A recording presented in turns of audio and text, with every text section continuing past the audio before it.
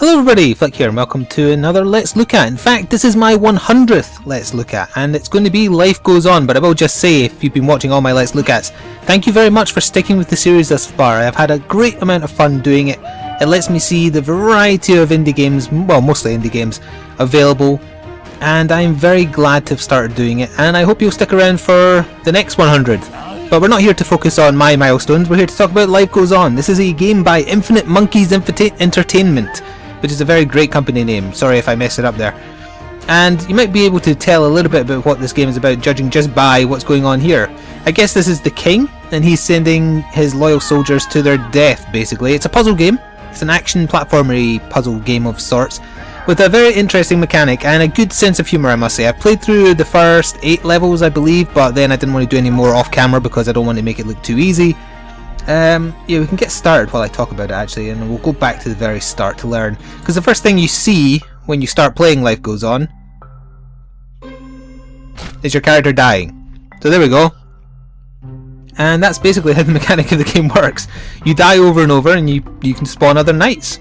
So now we are Marchioness Tanja Edel, and we can just jump over here. That is a checkpoint.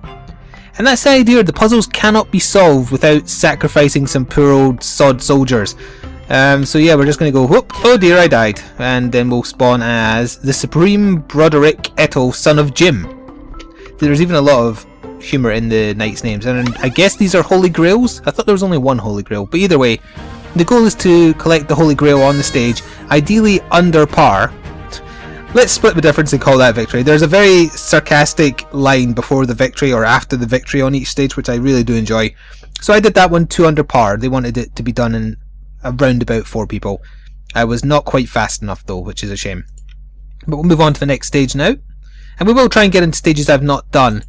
And I suppose I should also cover, the game is going to be released on April 17th. That is via their own website and Steam. There will be a link to both in the description box below. If you choose to pre-order via their website, they are doing a very respectable pre-order price of $9.74, which is a weird amount, I must admit, but that's about £5, which is amazing value for a game. I don't know how long the game is. I couldn't find a record of how many stages there were in total. You might be able to find that on the Steam store page, but regardless, the presentation is very good. The music, although a bit loud, and I have turned it down a bit by the way, is very good. It's very light-hearted, which doesn't maybe quite fit the theme, but I still find it very enjoyable. And the puzzle aspect itself, it's unique. Maybe. I mean, you could argue there's a little bit of Lemmings here, although the idea in Lemmings was to save everybody. Maybe if a few were sacrificed, that would be... I just got progress toward an achievement called Jim Fanticide. Okay, is that because I killed someone called Jim and there's so many names with people called Jim that there's an achievement for it? I like that a lot. Now I'm the ambidextrous Jonquier Leopold Macintosh the. His name is so... oh right, or maybe that is his full name and he's just got the at the start and end of it. Well, he lives! He lives to the next stage. That'll be under par. Victory! They never saw it coming. I got a woohoo rating, so that must be good, right? Oh, I took way too long because I was sitting there talking to you. But still, that's okay. We'll do the next one. I'll try and do this one quicker. I will actually just try and play this one as quick as possible. So we obviously have to sacrifice someone straight away because they're going to go whoop and they're going to die. So there goes the ambidextrous, and now we're playing as magistrate. No! Whoops. I thought I was going to do a jump straight away. Well, I'm definitely not going to be under par this time. So we're going to do that, and then we'll go wee, and then we go like this. Brother Jeffrey Tupper. He gets to live to the next stage. No more victory, I beg of you. Yeah, I probably won't get a good score for that one because I accidentally messed up the first jump a couple of times. Yeah, I was over par. It was faster though, but still, I didn't beat my record, right? No, because I did it basically. I want to do that one again. I said I want to do that one again. Thank you. Oh, and you can fast forward the intro. Good. There goes Jeffrey. Let's try and not mess this up. There we go. We'll do this one super fast this time. Whee! Oh no, I missed! Oh, if I miss, I'm already holding space to do the jump. So, oh well. I won't bother boring you with doing the same stage over and over. My OCD will demand MacGuffin retrieved victory. Yeah, the Holy Grail is basically a MacGuffin in this one. Does everybody know what that is? It's basically like a contrived bit of power or has some importance just for the sake of story. It's like the Tesseract in the Marvel films. That's a MacGuffin if you've ever seen one. So the mechanic that this stage is going to teach you is that one, knights can climb if you do a kind of jump hang thing, but also that if we just do that, knights can hang from other knights. so we can get this.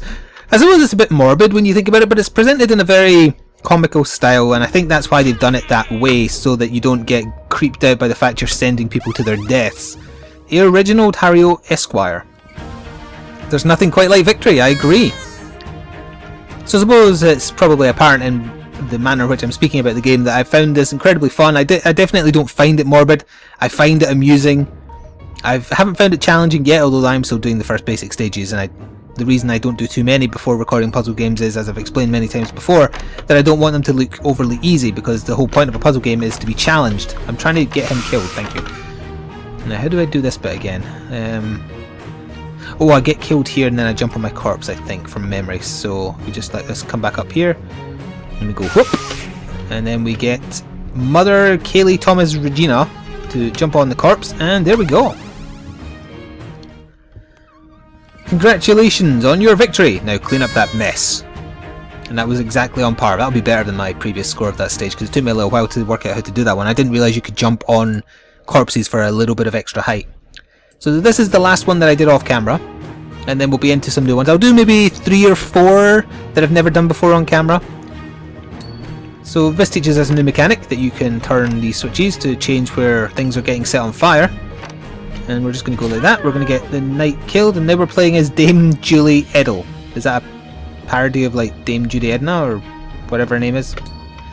Right, so we've got a new checkpoint, but because there's a flamethrower there, the corpses will be eviscerated and turned to dust. So what we actually need to do is go back and hit this switch and get ourselves killed there, summon another knight, and basically just repeat. Ellen Lapre, do it? Yeah, there we go. Victory! That should be under par as well, I think. Quantity over quality! I do enjoy the end screen words. So that was under par and it was faster, so efficiency, excellent. Right, so now we are into new stages. So we're on the Shoulder of Giants. I guess that means I'm going to have to do a lot of piling up on this stage, but let's see. So we've got spikes. Fine. I still don't know what these little creature things do, because I've never had a run-in with one. Right, so what's that switch do? Okay, that turns that. Why does that turn that? What are we supposed to do? Whoa, what does this do? Okay, this moves it. Hang on, I want it all the way to the right. I realise what I'm going to do now. Because then I turn it so that it's a spiked wall to jump up. Although actually, maybe I need to do the corpse on it here first. So let's do this. We'll do that. And then we'll spawn another one.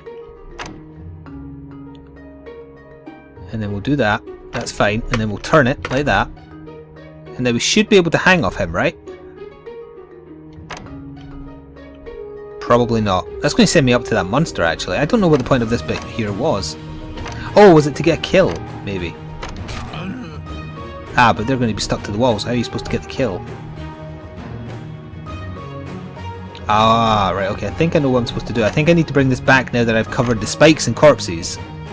And now I need to drop a body on them such that the body is just kind of sitting.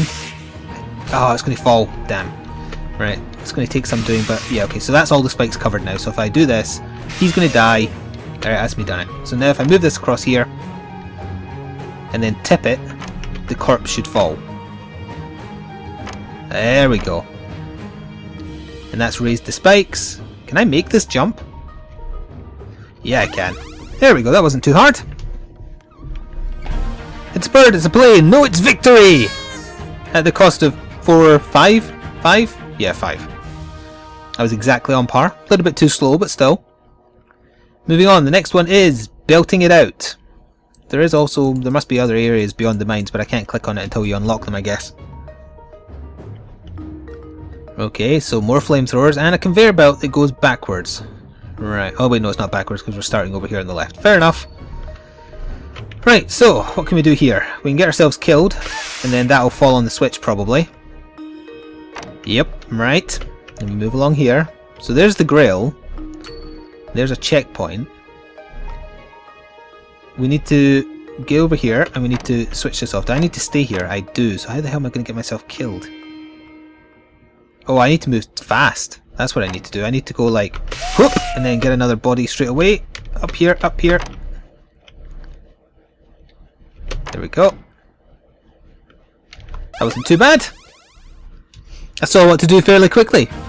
You shall be kept warm by your glorious victory. I'll also fire. I got an A+. Thank you.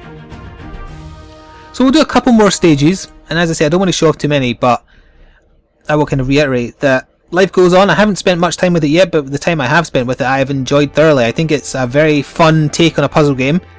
I think the visual aesthetics are very nice. I like the music, even if it's a bit overly loud as default. And I definitely like the sense of humour the game has, because if it didn't have that sense of humour, what would otherwise be a rather morbid way of winning might be frowned upon. But because it's presented in a comical style, I think it's okay. So what does this do? It raises a thing down there. Ah, right, so it blocks the fire, but I have to die. And the conveyor belt is going the wrong way. So I need the conveyor belt to turn. Probably by hitting this? Damn. Actually, if I'm fast enough, maybe I can get over there in time.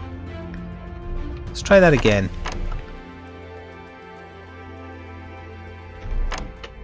No, I don't think I'm going to be fast enough. Oh, yes I am. Oh, but I'm... Yeah, but I'll still get burned, so... Huh. Whoop. That's not how I do that.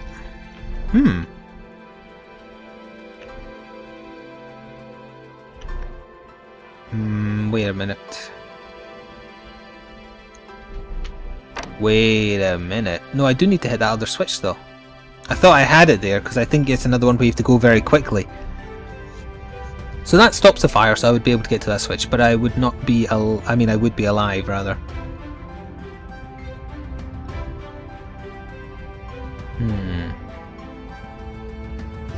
I think I know how to do this.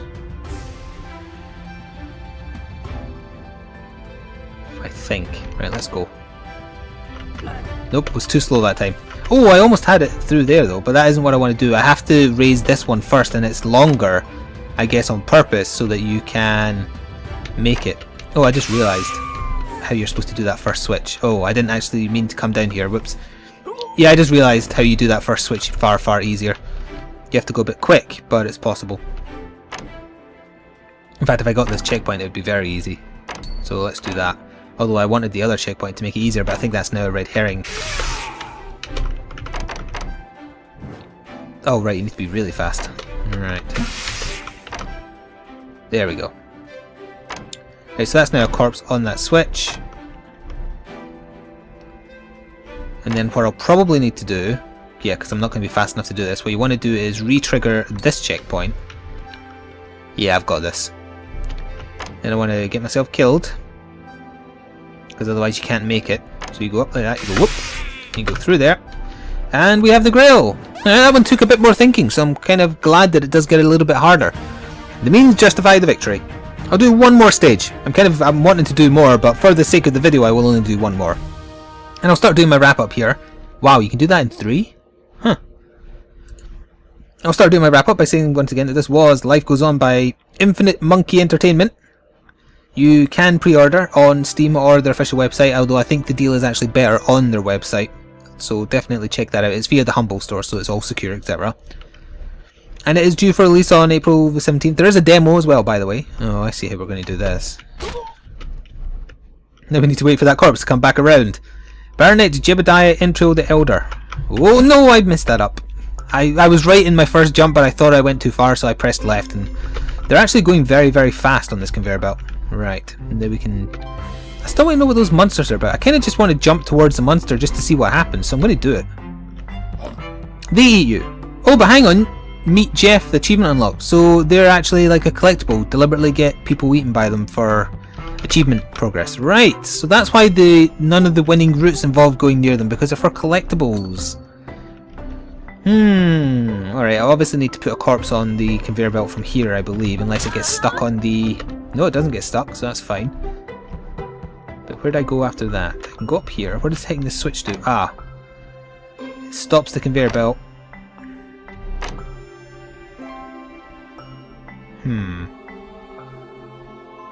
Because it's going to burn the corpse. Like that. But it also stops the conveyor belt.